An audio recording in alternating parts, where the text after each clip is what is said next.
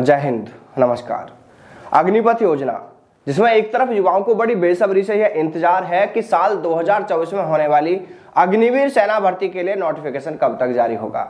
हालांकि बहुत जल्द इसका नोटिफिकेशन जारी होने वाला है। आर्मी ने इसको लेकर ऑफिशियल अनाउंसमेंट भी कर दिया है। लेकिन दूसरी तरफ राजनीतिक गलियारों में अब एक बार फिर से अग्निपथ योजना के विरोध में शोर मचा हुआ है।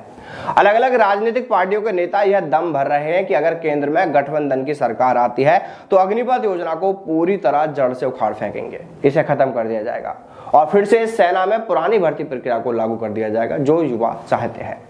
लेकिन यह बात उस तरह से है कि अगर कोई कहे कि मुझे भगवान मिल जाए और मैं उनसे यह प्रार्थना करूं, मैं उनसे यह वरदान मांग लूं और वरदान मांगने के बाद में मैं ये सब करके दिखा दूंगा।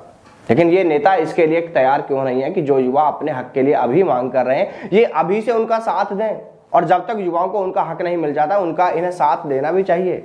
और बाद में तो कौन क्या करेगा ये तो देखिए आगे की बात है, भविष्य की बात है।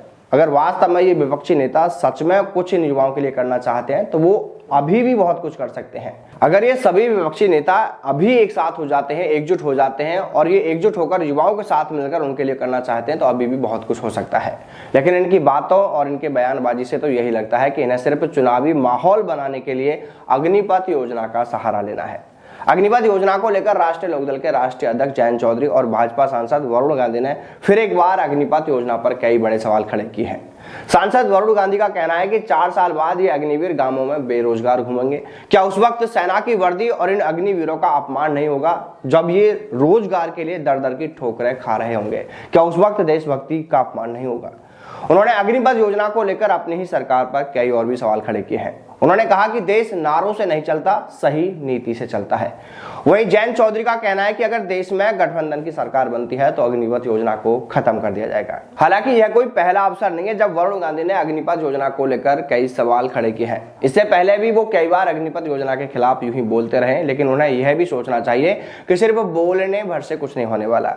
ये काम तो वो पिछले साल भर से 1.5 साल से करते ही आ रहे हैं। अगर वाकई में उन्हें युवाओं के भविष्य की, उनके हितों की चिंता है तो क्यों ना वो धरातल पर उतरकर, जमीनी स्तर पर उतरकर युवाओं का साथ दें और उन्हें उनका हक दिलाएं। जिस तरह राहुल गांधी युवाओं को कह रहे हैं कि हम उनके साथ हैं, वरुण गांधी कह रहे हैं कि हमें युवाओं के भविष्य की बहुत चिंता है। जयंत चौधरी बोल रहे हैं कि अग्निपथ योजना गलत है, इसे खत्म करेंगे। अखिलेश यादव कह रहे हैं कि इस योजना को उखाड़ फेंकेंगे अगर हमारी सरकार बनती है तो।